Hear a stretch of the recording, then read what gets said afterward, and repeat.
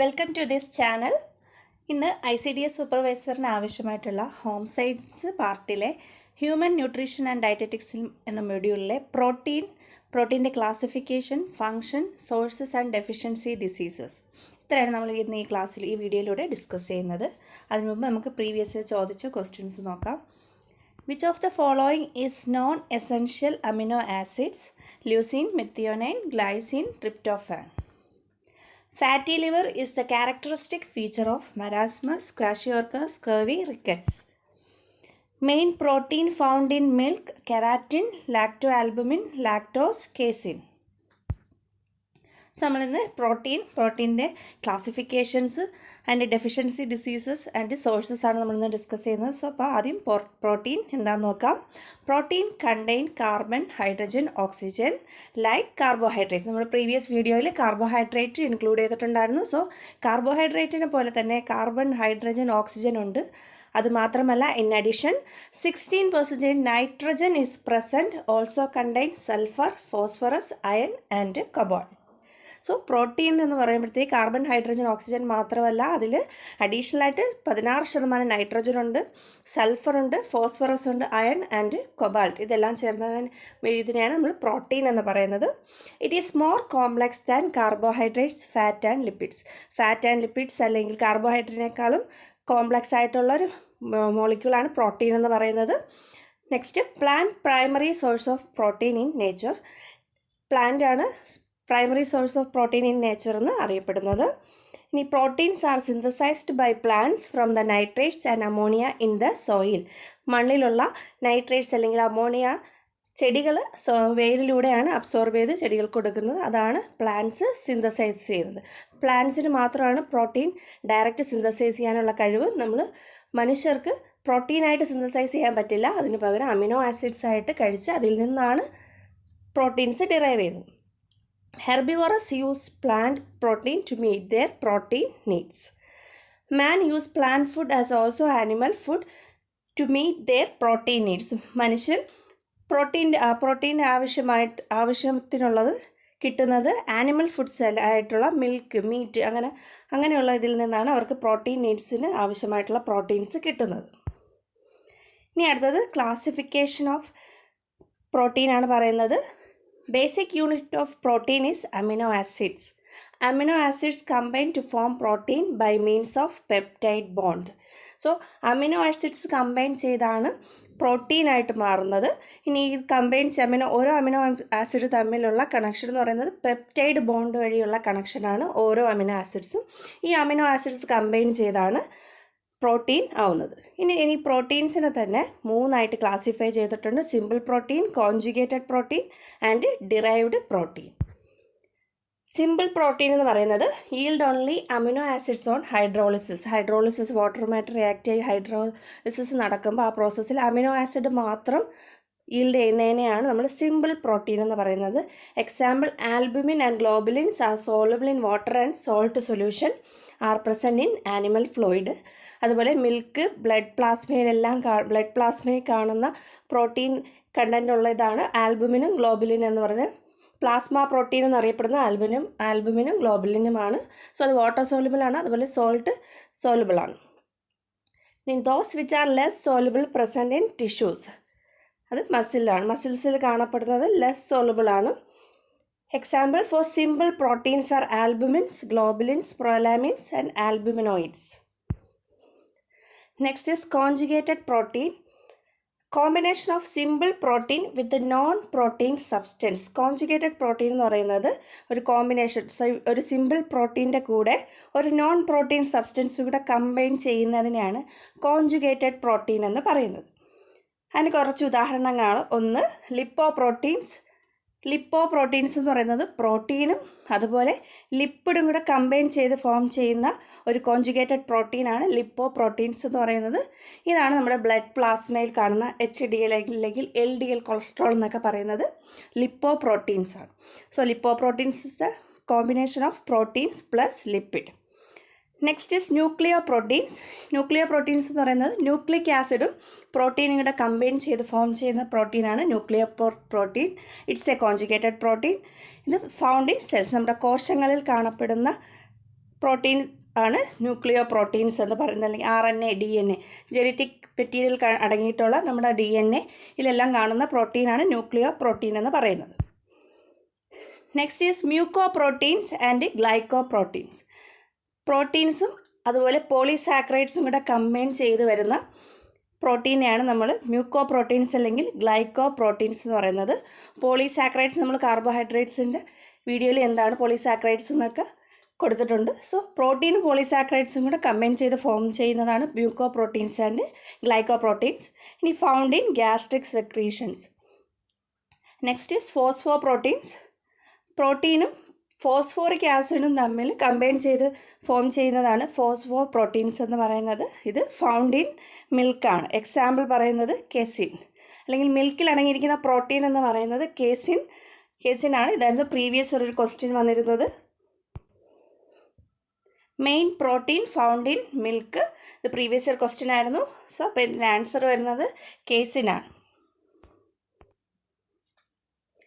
Next is മെറ്റാലോപ്രോട്ടീൻ. മെറ്റാലോപ്രോട്ടീൻ എന്ന് പറയുന്നത് ഒരു കോൺജുഗേറ്റഡ് പ്രോട്ടീനാണ്. ഇത് പ്രോട്ടീനും മെറ്റൽസും കമ്പൈൻ ചെയ്ത് ഫോം ചെയ്യുന്ന പ്രോട്ടീനാണ് മെറ്റാലോപ്രോട്ടീൻ. ഇത് found in ferritin and hemosiderin. Next is derived protein. Derived proteins are derived from simple or conjugated proteins by physical or chemical means.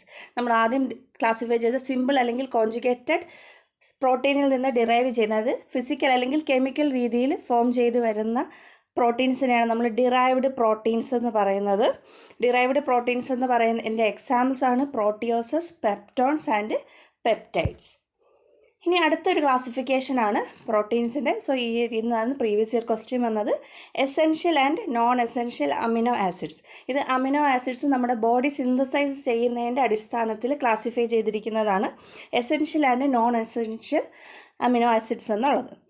Another classification of protein based on the synthesis of amino acids by body. നമ്മുടെ body amino acids synthesize ചെയ്യുന്നതിൻ്റെ പേരിൽ classify ചെയ്യുന്നതിന് രണ്ടായിട്ടാണ്, essential amino acids എന്നും non essential amino acids എന്നും. So അപ്പോൾ essential എന്താണെന്ന് പറയാം. Body is unable to synthesise this amino acids and have to be provided in diet in sufficient amount are called essential amino acid. അതായത് നമ്മുടെ ബോഡിയിൽ ഉൽപ്പാദിപ്പിക്കാൻ കഴിയാത്ത അമിനോ ആസിഡ്സ് ആണ്. ഇത് നമുക്ക് ഡയറ്റ് വഴി പ്രൊവൈഡ് ചെയ്യുന്നത് കൊണ്ടാണ് അതിനെ എസെൻഷ്യൽ അമിനോ ആസിഡ്സ് എന്ന് പറയുന്നത്. നമ്മുടെ ബോഡിയിൽ സിന്തസൈസ് ചെയ്യാൻ പറ്റില്ല. അപ്പം എസെൻഷ്യൽ അമിനോ ആസിഡ്സിന് എക്സാമ്പിൾസ് ആണ്, ഒരു ടിപ്പാണ് VIP hall matt. So V for valine, I for isoleucine, P for phenylalanine, histidine, arginine, lysine, leucine, methionine, tryptophan, threonine. So ഇത്രയാണ് എസെൻഷ്യൽ അമിനോ ആസിഡ്സ് എന്ന് പറയുന്നത്. ഇനി ഇതിൽ തന്നെ നമ്മൾ പറഞ്ഞ ഹിസ്റ്റിഡിനും ആർജിനൈനും ഉണ്ട്. ഇത് രണ്ടിനെയും സെമി എസെൻഷ്യൽ അമിനോ ആസിഡ്സ് എന്ന് പറയും. അത് എന്തുകൊണ്ടാണെന്ന് പറഞ്ഞാൽ it may not be synthesized in sufficient amount to meet the rapid growth of infants. Premature ബേബീസിൽ ഇത് സിന്തസൈസ് ചെയ്യാൻ പറ്റില്ല. സോ അതുകൊണ്ട് തന്നെ ഇവർക്ക് ഡയറ്റ് വഴി കൂടുതൽ കൊടുക്കേണ്ടതായിട്ടുണ്ട്. സോ അതുകൊണ്ട് തന്നെ ഇത് നമ്മൾ സെമി എസെൻഷ്യൽ അമിനോ ആസിഡ്സ് എന്നും പറയും, ഹിസ്റ്റിഡൈനെയും ആർജിനൈനെയും. Next is non essential amino acids. The body is able to synthesize this amino acids, so need not be provided in diet. നമ്മുടെ ബോഡിയിൽ തന്നെ ഉൽപ്പാദിപ്പിക്കപ്പെടും അല്ലെങ്കിൽ സിന്തസൈസ് ചെയ്യുന്ന അമിനോ ആസിഡ്സ് ആണ്. അതുകൊണ്ട് തന്നെ ഇതിനെ ഡയറ്റിൽ ഉൾപ്പെടുത്തേണ്ട ആവശ്യമില്ല. സോ അതുകൊണ്ട് ഇതിനെ നോൺ എസെൻഷ്യൽ അമിനോ ആസിഡ്സ് എന്നാണ് അറിയപ്പെടുന്നത്. സോ നോൺ എന്ന് പറയുമ്പം നമ്മുടെ ബോഡിക്ക് ആവശ്യമില്ലാത്തതല്ല, ഡയറ്റ് വഴി കൊടുക്കേണ്ട എന്ന ഉദ്ദേശത്തിലാണ് നോൺ എസെൻഷ്യൽ അമിനോ ആസിഡ്സ് എന്ന പേരുകൊണ്ട് ഉദ്ദേശിക്കുന്നത്. ഇനി non essential amino acids can be formed in the body by the combination of essential amino acid groups with the metabolic production of carbohydrates and fats by a process known as transamination. ഈ non essential amino acid നമ്മുടെ ബോഡിയിൽ form ചെയ്യുന്നതിന് ഒരു process ഉണ്ട്. ആ പ്രോസസ്സിൻ്റെ പേരാണ് transamination എന്ന്. ആ ട്രാൻസാമിനേഷൻ എന്താണെന്ന് പറഞ്ഞത്, formed in the body by the combination of essential amino acid groups. Essential amino acid ഗ്രൂപ്പ്സും അതുപോലെ തന്നെ മെറ്റബോളിക് പ്രോഡക്റ്റ് ഓഫ് കാർബോഹൈഡ്രേറ്റ് അല്ലെങ്കിൽ ഫാറ്റ്സിൻ്റെ ഇതെല്ലാം കമ്പൈൻ ചെയ്ത് ഫോം ചെയ്യുന്ന ആ പ്രോസസ്സിന് non essential amino acids form ചെയ്യുന്നതിന് പറയുന്ന പേരാണ് ട്രാൻസാമിനേഷൻ എന്ന്. നെക്സ്റ്റ് വേറൊരു പ്രോസസ്സാണ് deamination. Some amino acid split by a process known as deamination. Some amino acids split by a process known as deamination. The nitrogenous byproduct, if not utilized, are excreted on urine as urea, uric acid and creatinine. നമ്മൾ കഴിക്കുന്ന പ്രോട്ടീൻ്റെ അകത്തുള്ള nitrogenous waste utilise ചെയ്തില്ലെങ്കിൽ അത് urea അല്ലെങ്കിൽ യൂറിനിലൂടെ uric അല്ലെങ്കിൽ creatinine എന്ന ഫോമിൽ യൂറിനിലൂടെ excrete ചെയ്യും. ഇനി നോൺ എസെൻഷ്യൽ അമിനോ ആസിഡ്സ് ഒരു കോഡാണ് gas PCT. G for glutamate, glutamine, glycine, asparagine, alanine, serine, proline, cysteine and tyrosine. ഇതിൽ ഗ്ലൈസിനും കൂടെ ഉണ്ട്. സോ ഇതായിരുന്നു പ്രീവിയസ് ഇയർ വന്ന question. Which of the following is non essential amino acid? ഇതിൽ leucine, methionine and ട്രിപ്റ്റോഫൈൻ എന്ന് പറയുന്നത് എസെൻഷ്യൽ അമിനോ ആസിഡ്സ് ആണ്. Glycine ആണ് നോൺ എസെൻഷ്യൽ അമിനോ ആസിഡ് എന്ന് പറയുന്നത്. Next sources of protein. Richest sources of protein എന്ന് പറയുന്നത് സോയാബീനാണ്. അതുപോലെ skimmed milk powder, chicken, mutton, fish ഇതെല്ലാം സോഴ്സസ് ഓഫ് പ്രോട്ടീനാണ്. എഗ്ഗ്, ഒരു എഗ്ഗ് എന്ന് പറയുന്നത് 6 ഗ്രാം പ്രോട്ടീനാണ് ഒരു എഗ്ഗിൽ അടങ്ങിയിരിക്കുന്നത്. Milk, cheese, pulses, groundnut. So ഇത്രയാണ് സോഴ്സസ് ഓഫ് പ്രോട്ടീൻ എന്ന് പറയുന്നത്. Functions of protein. പ്രോട്ടീൻ്റെ മെയിൻ ഫങ്ഷൻ എന്ന് പറയുന്നത് body building or building of new tissues. അതായത് ജിമ്മിലുള്ള ആൾക്കാർക്ക് പ്രോട്ടീൻ യൂസ് ചെയ്യാറില്ല. അത് എന്തിനു വേണ്ടി? അവർ ബോഡി ബിൽഡ് ചെയ്യാൻ അല്ലെങ്കിൽ മസിൽസിന് വേണ്ടിയാണ് പ്രോട്ടീൻസ് കഴിക്കുന്നത്. സോ മെയിൻ ഫങ്ഷൻ എന്ന് പറയുന്നത് body building or building of new tissues ആണ്. Protein is an essential part of every cell. We cannot synthesize protein from simple nitrogen compound as plant do. Therefore amino acid must be supplied in the diet for building new tissues. പ്ലാന്റ്സിനെ പോലെ നമുക്ക് നൈട്രജനിൽ നിന്ന് proteins synthesise ചെയ്യാൻ പറ്റില്ല. So അതുകൊണ്ട് തന്നെ amino acids ആയിട്ട് നമ്മൾ ഡയറ്റിലൂടെ supply ചെയ്ത് അത് ആ അമിനോ ആസിഡ്സ് വഴിയാണ് പുതിയ ടിഷ്യൂസ് ഫോം ചെയ്യുന്നത്. ഇനി അടുത്ത function maintenance of tissue. The need for protein to maintain and repair the old tissues continues throughout life. Protein in body tissues are not static. They are constantly being broken down and replaced by new protein synthesis from amino acids from dietary and tissue sources. The need for protein to maintain and repair the old tissues. നമ്മുടെ ജീവിതത്തിൽ ഉടനീളം കഴിഞ്ഞാൽ നമ്മുടെ tissues എന്ത് ചെയ്യുന്നുണ്ട്? Repair ചെയ്യുന്നുണ്ട്. പുതിയത് പോയിട്ട് പഴയത് വന്നുകൊണ്ടേ ഇരിക്കും. ഇനി അതിന് ഉദാഹരണങ്ങളാണ് the lining of the intestinal tract is renewed almost every day അല്ലെങ്കിൽ ഹാഫ്. ഒരു ദിവസത്തിൽ ഒരു വട്ടമെങ്കിലും നമ്മുടെ ഇൻഡസ്റ്റൈനൽ ട്രാക്റ്റിലെ ലൈനിങ്സ് ടിഷ്യൂസ് പുതിയത് വരാറുണ്ട്. Protein in liver and blood plasma is broken down and remade every 6 days. 6 ദിവസം കൂടുമ്പോഴത്തേക്ക് നമ്മുടെ ലിവറിലെ അല്ലെങ്കിൽ ബ്ലഡ് പ്ലാസ്മയിലെ പ്രോട്ടീൻസ് ബ്രേക്ക് ചെയ്ത് പുതിയത് ഡെവലപ്പ് ചെയ്യാറുണ്ട്. അതുപോലെ blood cells have a life span of 120 days. ഒരു ബ്ലഡ് സെല്ലിൻ്റെ ലൈഫ് സ്പാൻ എന്ന് പറയുന്നത് 120 days ആണ്. അടുത്ത ഫംഗ്ഷനാണ് regulatory functions. Protein in fluid such as blood help to regulate body processes. Amphoteric nature of protein is useful in maintaining acid-base balance of blood tissues. Amphoteric nature എന്ന് പറയുന്നത് ആസിഡിൻ്റെ സ്വഭാവം കാണിക്കും, ബേസിൻ്റെ സ്വഭാവം കാണിക്കുന്നതിനാണ് നമ്മൾ ആംഫോട്ടറിക് നേച്ചർ എന്ന് പറയുന്നത്. ഈ പ്രോട്ടീൻസിൻ്റെ നേച്ചർ എന്ന് പറയുന്നത് ആംഫോട്ടറിക് ആണ്. സോ അതുകൊണ്ട് തന്നെ നമ്മൾ മെയിൻറ്റെയിനിലെ അല്ലെങ്കിൽ ബ്ലഡ് ടിഷ്യൂസിലെ ആസിഡ് അല്ലെങ്കിൽ ബേസിഡ് ഒരു ബാലൻസ് ഉണ്ടാക്കാൻ ഈ നേച്ചർ പ്രോട്ടീൻ്റെ ഈ നേച്ചർ സഹായിക്കും. This amphoteric nature further makes them ideal carrier of nutrient across the cell membrane. ഇങ്ങനെ ഒരു ആസിഡായിട്ടും ബേസായിട്ട് ആക്ട് ചെയ്യാൻ കഴിവുള്ളത് കൊണ്ട് തന്നെ ഇവരൊരു ഐഡിയൽ കാരിയറായിട്ട് ന്യൂട്രിയൻസിന് ഒരു സെല്ലിൽ നിന്ന് അടുത്ത സെല്ലിലോട്ട് കൊടുക്കാനുള്ള ഒരു കാരിയറായിട്ട് ആക്ട് ചെയ്യാറുണ്ട്. ഇനി അടുത്ത ഫംഗ്ഷനാണ് protein as A പ്രീകേഴ്സർ of enzyme, hormones and antibodies. So A small amount of protein is needed for synthesising enzymes, hormones and antibodies. ഈ പ്രോട്ടീൻസാണ് പ്രീകേഴ്സർ അല്ലെ എൻസൈംസിനെ ഉത്തേജിപ്പിക്കുക എന്ന് പറയും. പ്രോട്ടീൻ്റെ സഹായം കൊണ്ടാണ് എൻസൈംസ്, ഹോർമോൺസ്, ആൻറ്റിബോഡീസ് എല്ലാം ഉത്തേജനം നടക്കുന്നത്. So all enzymes are protein and are essential catalyst in digestion and metabolic process. അടുത്തത് ട്രാൻസ്പോർട്ട് ഓഫ് ന്യൂട്രിയൻ്റ് ആണ് അടുത്ത function. Due to amphoteric nature they are ideal carrier of nutrients across cell membrane. നമ്മൾ നേരത്തെ പറഞ്ഞായിരുന്നു amphoteric nature ആയതുകൊണ്ട് തന്നെ ന്യൂട്രിയൻസിന് ഒരു സെല്ലിൽ നിന്ന് അടുത്ത സെല്ലിലോട്ട് ക്യാരി ചെയ്യാൻ നല്ലൊരു കാരിയറാണ്.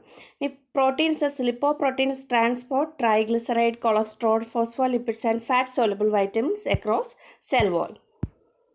ഇനി അടുത്ത ഡെഫിഷ്യൻസി ഡിസീസ് വളരെ ഇമ്പോർട്ടൻറ്റ് പാർട്ടാണ്. ഡെഫിഷ്യൻസി ഡിസീസ് ഇതിനെ protein energy malnutrition is a common disorders during childhood. കുട്ടികളിൽ കാണപ്പെടുന്ന രോഗങ്ങളാണ് പ്രോട്ടീൻ എനർജി മാൽന്യൂട്രീഷൻ എന്ന് പറയുന്നത്. സോ അത് 2 തരമുണ്ട്.